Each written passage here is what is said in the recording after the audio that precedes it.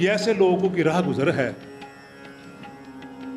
जिन्हें रिवाजों से दुश्मनी हो, जिन्हें रसूमात से हो नफरत, जो जानते हों कि ज़ात व पात और खून व मजहब अंधेर गारे हैं, इनमें रहकर सवाए अंधेरों के अंधेपन के न कुछ मिला है न मिल सकेगा।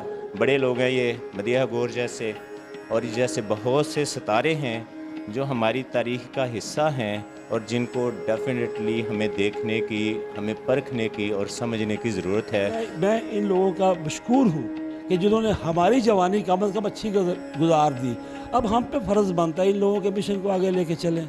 61 साल की उम्र पाई होगा जी, और अजोका थिएटर की बानी, उसके बाद तमगा इम्तियाज़ प्रेसिडेंट ऑफ पाकिस्तान वसूल किया, फातिमा जिन्ना अवार्ड इनको मिला, उसके बाद नोबल पीस प्राइज़ नॉमिनेट, और नीदरलैंड का एक अवार्ड प्रिंस वो इनके नाम था। अपनी सोसाइटी की बेहतरी के लिए अगर कोई किरदार अदा कर जाते हैं तो कभी ना कभी कहीं ना कहीं ऐसे ही लोग इकट्ठे होकर आपको याद ज़रूर करेंगे।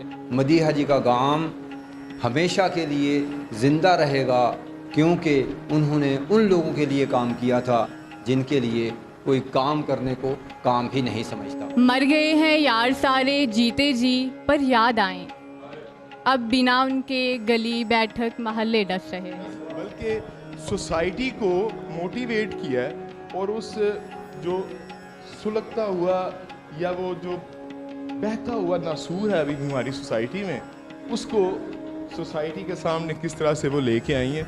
ये जो खातून है, इनका मैंने जब ड्रामा देखा और अजा खां वारिस शाह, तो दैट वाज माइंड ब्लोइंग।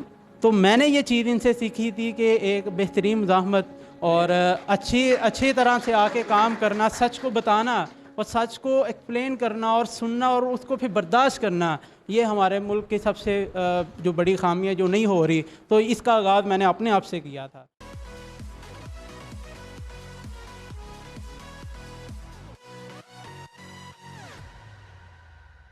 अज़ीम हसन एक इंटेलेक्चुअल और इंग्लिश लिटरेचर से इनका ताल्लुक़ है, लेकिन अदब और सियासत पे पूरी नज़र रखते हैं। तो शुक्रिया आपका आगा साहब, आपने मुझे मौका दिया मदीहा गौर जैसी एक कोना मश्क और ग्रेट आर्टिस्ट के बारे में कमेंट करने के बारे में कहा है।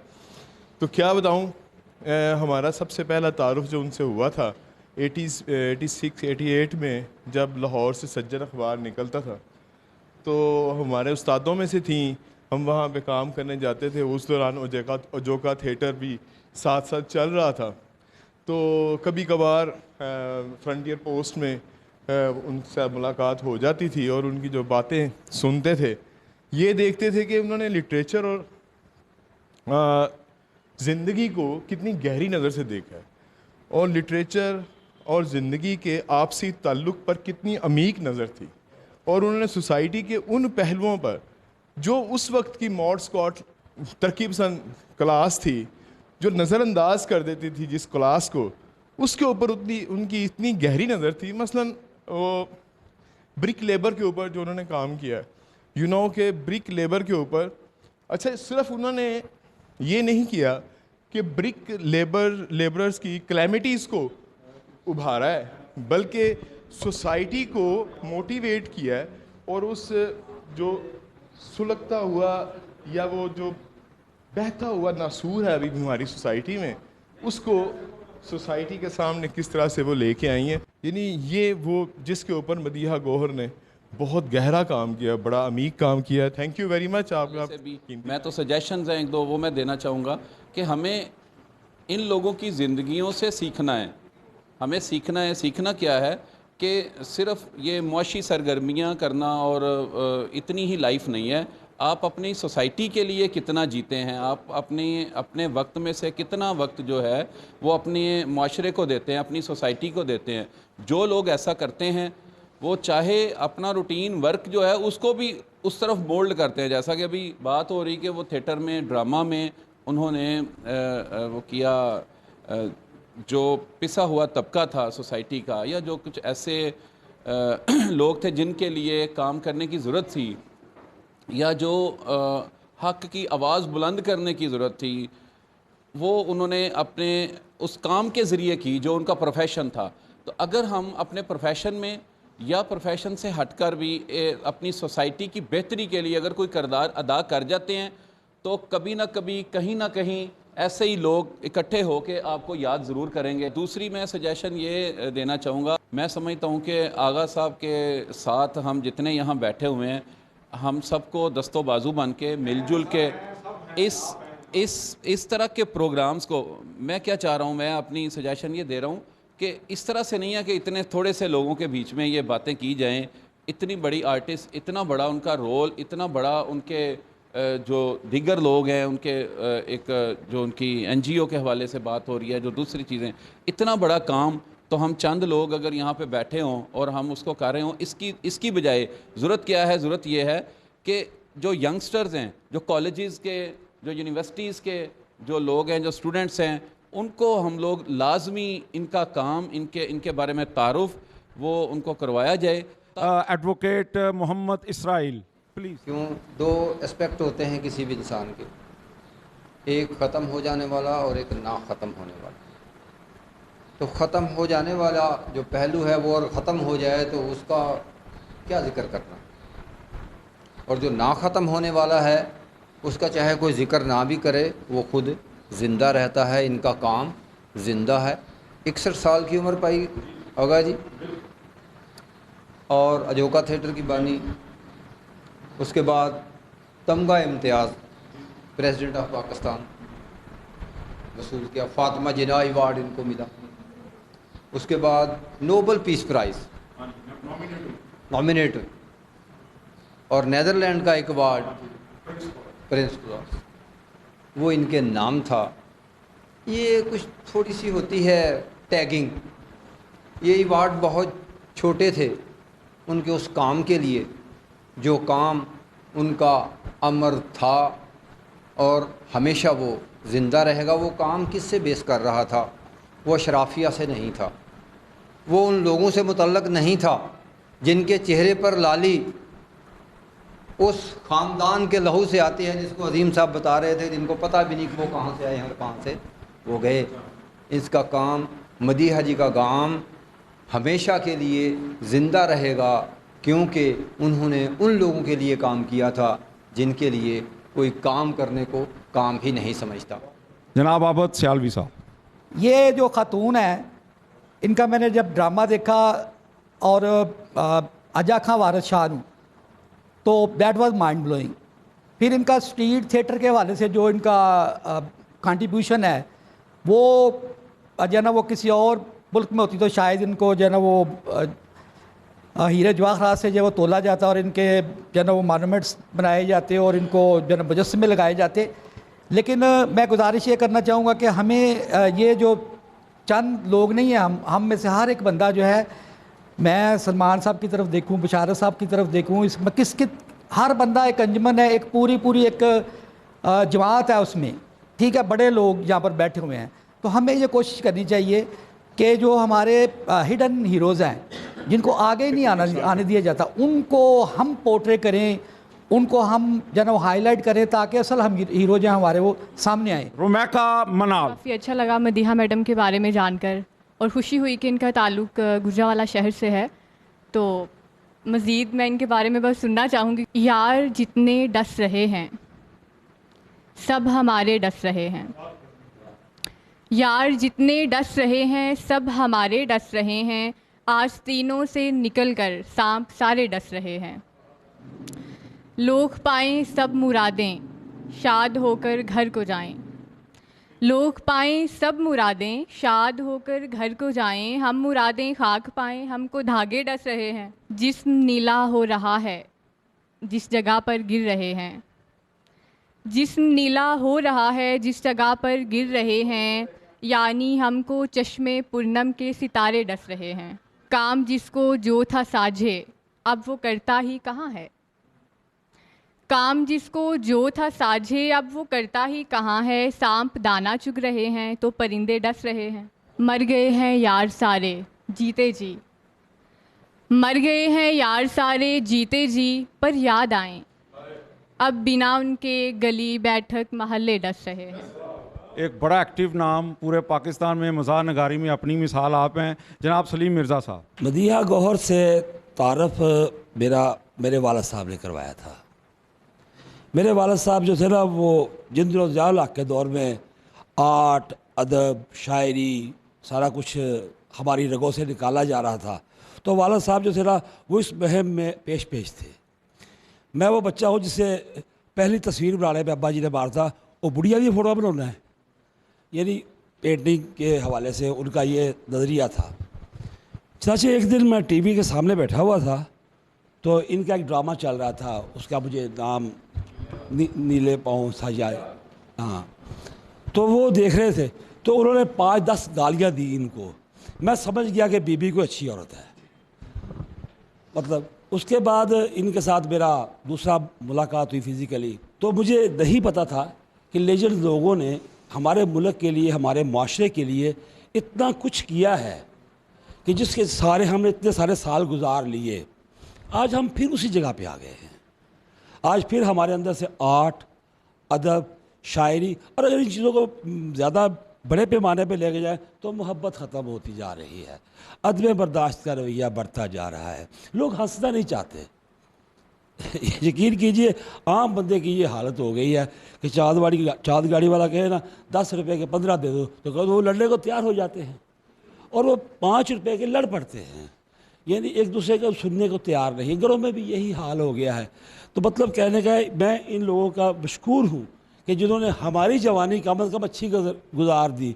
अब हम पे फ़र्ज़ बनता है इन लोगों के मिशन को आगे लेके चलें और अपने बच्चों को तरबियत करें कि ये जो शायरी है ये फ़जूल नहीं है, ये आर्ट फ़जूल नहीं है, ये पेंटिंग्स फ़जूल नहीं है, ये हमारे माशरे में एक सेहतमंद माशरे के बका के लिए ज़रूरी है। बस मैं इतना कहना चाहूँगा कि इनके मिशन को लेके आगे बढ़ें। ये हम लोगों में ज़िंदा हैं और हम दूसरों में ज़िंदा रहेंगे। जनाब एहसन जावेद साहब से गुजारिश है कि वो आएँ और अपनी इजहार ख्याल।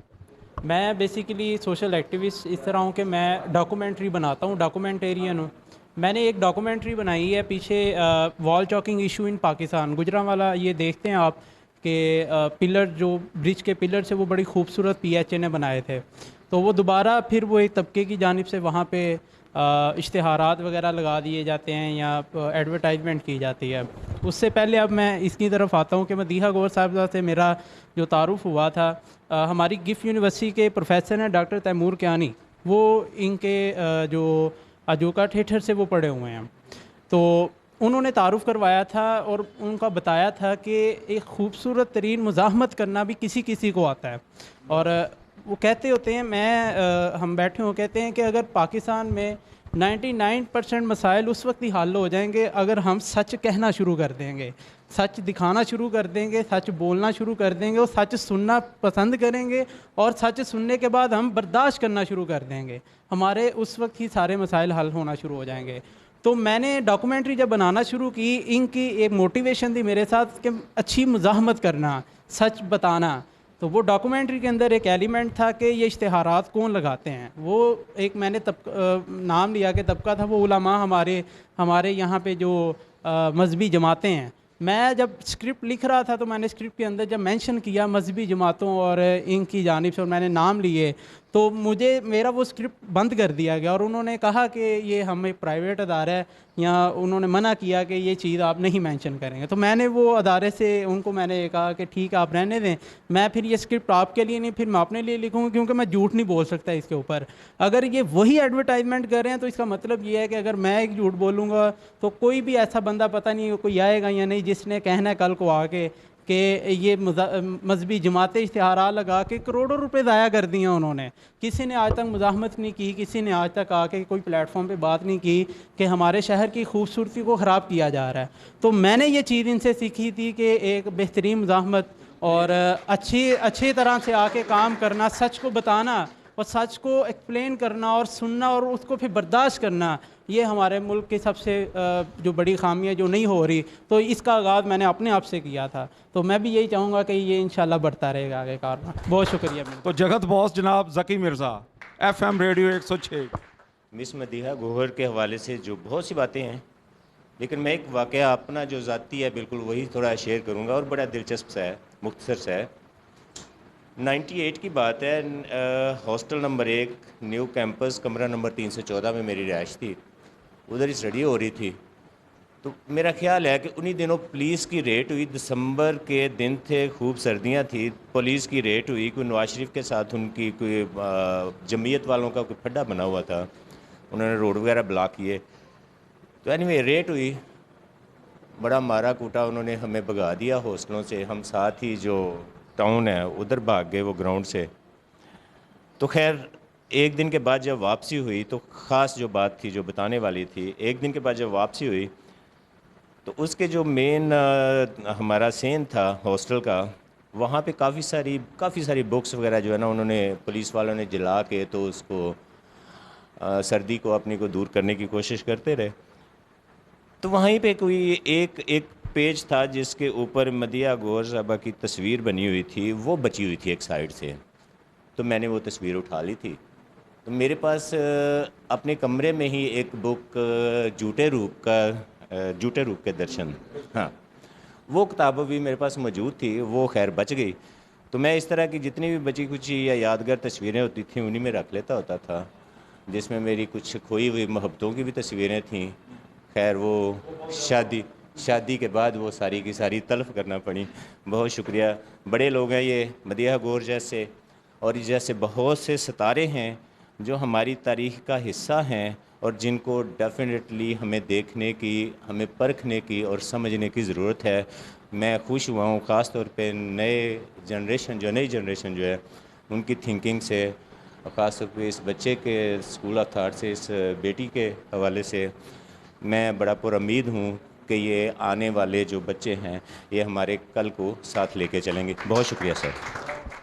मैं ख़ताबत के मैदान के एक ऐसे शाहसवार को दावत ख़ताब देने वाला हूँ जो मेरे ही नहीं, गुजरांवाला के बहुत सारे अहले इल्म के ना सिर्फ मेंटोर हैं बल्कि आइडियल हैं, उस्ताद जी हैं, गुरु जी हैं और पता नहीं क्या क्या हैं। मैं अब आज की महफ़िल के सदर, अब आप ऐसा फ़ील करेंगे कि आपके कंधों पे परिंदे आके बैठ गए और वो अब उड़ने नहीं पाएंगे, चूँकि अब फ़न ख़ताबत शुरू होने वाला। ये भी एक फ़न है और मोमिन आप ये याद रखिएगा, अब ये भी एक आर्ट है।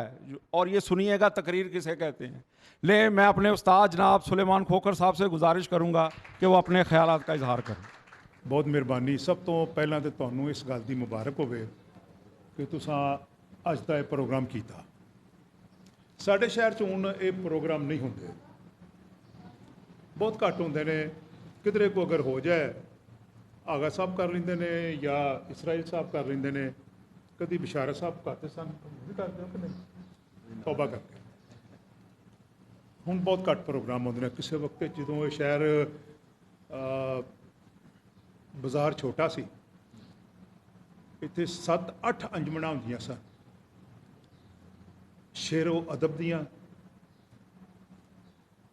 सियासी कारकुनां दियां तरबियत आस्ते, इल्मी महफिलां, मौसीकी दे इसरारो रमूज सिखाने वास्ते लतीफ़ डार साहब एक उन्हां दी एक तंजीम होंदी सी। फिर रक्स वास्ते एक इत्थे तंजीम होती सी बकायदा, वो जिथे टायरां वाली मार्केट है, कोई जगह है यार टायरां वाली मार्केट, उत्थे भी उत्ते जेड़ा ना एक दफ्तर होंदा सी। और मरूफ साडे अशरफ शराजी साहब उस अकैडमी दे सन। उस तो बाद फिर कहतु रिजाल आ गया, माँ पुत्र नहीं सांभिया, पता नहीं लगा अहले इलम किधर गए ने, अहले अदब किधर गए, अहले ज़ौक़ किधर गए। ये ऐसे लोगों की राह गुजर है जिन्हें रिवाजों से दुश्मनी हो, जिन्हें रसूमात से हो नफ़रत, जो जानते हों कि ज़ात व पात और खून व मज़हब अंधेर गारे हैं, इनमें रहकर सवाए अंधेरों के अंधेपन के ना कुछ मिला है ना मिल सकेगा। जी अस्सलाम वालेकुम। सबसे पहले तो मैं ये बताता चलूँ कि यहाँ पे आने का जो मेरा एक मकसद था वो मैं यहाँ पे पूरा होता देख रहा हूँ, क्योंकि मुझे नज़र आ रहा है कि किस तरह हमारे जो आर्ट को है उसको रिस्पेक्ट दी जाती है। जैसा कि हम सबको पता है कि हम सब जो भी यहाँ पे ज़िंदगियाँ गुजार रहे होते हैं, सब अपने अपनी लाइफ में एक आर्टिस्ट होते हैं। बेशक वो कोई फल बेचने वाला है या बड़े बड़े ऑफिस में बैठा हुआ है, बिजनेसमैन है, हम सब आर्टिस्ट हैं, हम सब अपना अपना काम कर रहे हैं। कुछ जो हैं वो अपनी ज़िंदगी को तस्वीर में बदल देते हैं और कुछ लोग अपनी तस्वीर को ज़िंदगी में बदल देते हैं। तो उसको मैंने यहाँ पे देखा, गुफ्तगू सुनी और ये बहुत कुछ सीखने को मिला आर्ट के मुतालिक, ज़िंदगी के मुतालिक, पॉलिटिक्स के ऊपर। तो बहुत शुक्रिया आगा साहब। जी रुमैका, आज के प्रोग्राम के हवाले से आपके क्या तासुरात हैं? पहले तो मैं हिचकिचा रही थी अनजान लोगों में आना, और इस तरह मुझे मदीहा मैडम के बारे में कुछ पता भी नहीं था। लेकिन अब मैं यहाँ पर आई हूँ तो मुझे मालूम हुआ है कि कुछ लोग ऐसे होते हैं कि जो जीते जी ऐसे काम कर जाते हैं कि उनके मरने के बाद भी उनका जो शुमार है वो जिंदों में होता है। तो यूँ लोग उनके लिए दिन मनाते हैं और ये सब लोगों के डिज़र्व नहीं करते और सब लोगों के ये हक़ में मनाई भी नहीं जाती हैं। तो मुझे बहुत खुशी हुई कि आगा सुहेल साहब ने इतना अच्छा प्रोग्राम अरेंज किया, और ख़ुसूसन जो ख़ातून हैं मदीहा मैडम, एक ख़ातून होते हुए वो इतनी अच्छी ह्यूमन राइट्स के लिए उन्होंने काम किया और सोशल एक्टिविस्ट थी। तो मुझे बहुत खुशी हुई और मैं बहुत मोटिवेट भी हो रही हूँ, और बहुत शुक्रिया। और मैं बहुत ही ज़्यादा इम्प्रेस हुआ हूँ आपकी इस काविश के ऊपर, और आपने जो हमारे गौहर नायाब थे वो जो भूल गए थे हम, उनकी याद में जो आपने सेरेमनी अरेंज की, इसके लिए मैं आपको बहुत बहुत मुबारक देता हूँ और बहुत खुश हूँ और चाहता हूँ कि ये ऐसी सेरेमनीज़ होती रहें। बहुत बहुत शुक्रिया। जी नाजरीन, सलीम मिर्ज़ा हमारे साथ हैं। सलीम मिर्ज़ा, इस तकरीब के हवाले से आपके तासुरात? मैं ये समझता हूँ कि गुजरावाला में ऐसी तकरीबात का इनकाद नई जनरेशन को ये पैगाम है कि वो फ़नून लतीफ़ा और आर्ट पे तवज्जो दें, फोकस करें इसको, और समझें कि उनसे पहले लोगों ने इस राह में कैसे कैसे खूबसूरत वो संगे मील रखे हैं, जिन पे चलकर हम जिनके पे चलकर हम बेहतर से बेहतर माहौल को क्रिएट कर सकते हैं। आगा साहब, सबसे पहले तो मैं आपको मुबारकबाद देना चाहूँगा कि इतनी खूबसूरत सी तकरीब, और इसमें आज की इस तकरीब की खूबसूरती ये थी कि इसमें सब वो लोग थे जिनको इस तकरीब में होना चाहिए था, और बड़ा अच्छा लगा एक ऐसी शख्सियत जिसने हमारे मुल्क के लिए, हमारे पाकिस्तान के लिए एक ख़ास उसके पॉइंट के ऊपर वो काम किया। तो मैं समझता हूँ कि ऐसी तकरीबात ज़रूर होनी चाहिए, और उन लोगों को जो कि नायाब हीरे हैं और उनकी बहुत सारी चीज़ें हमारे सामने नहीं हैं। और आज जो गुफ्तगू हुई मदीहा गौहर के हवाले से, बड़ी खूबसूरत गुफ्तगू थी, और उसमें हमारे लिए भी बहुत सी ऐसी चीज़ें थी जो हम पहले नहीं जानते थे। और ऐसी कोई बड़ी तकरीबात जो हैं वो होनी चाहिए ताकि हम अपने इन जो असासा है इनको अपनी नई नस्ल तक पहुंचा सकें। उन्होंने जो कुछ अपनी ज़िंदगी में किया, अपने इंसानियत के हवाले से, अपने आर्ट के हवाले से, कल्चर के हवाले से जो उनकी खिदमात हैं, उनको खराज तहसीन पेश करने का सबसे अच्छा ज़रिया ये है कि हम यंग जनरेशन को इकट्ठा करें और ये सारी चीज़ें उनके सामने पेश करें।